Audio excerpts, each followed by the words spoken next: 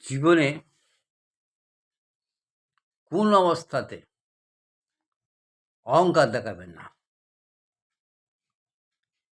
কোন অবস্থাতে অহংকার দেখাবেন না। আপনি যেদিন অহংকার করতে শুরু করলেন, সেদিন থেকেই আপনার ধ্বংসের, পতনের বীজটা বপন করে দিলেন নিজে হাতে।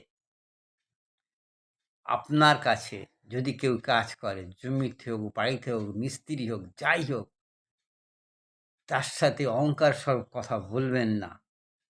ঠিক আছে?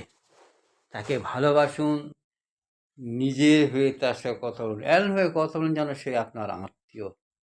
অহংকার দেখাবেন না। আপনার প্রতিবেশীর সাথে অহংকার দেখাবেন না।